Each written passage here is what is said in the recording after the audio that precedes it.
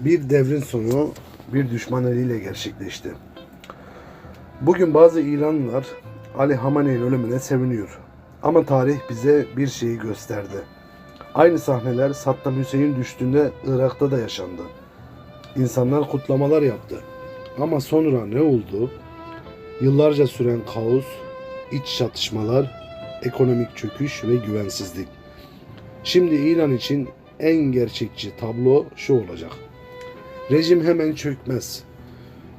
Güç boşluğunu hızla İran Devrim Muhafızlar Ordusu doldurur. Yönetim daha sert ve daha güvenlikçi hale gelir. Baskılar biraz artabilir. Ekonomik ve siyasi kriz derinleşebilir. Bir liderin gitmesi her zaman özgürlük getirmez.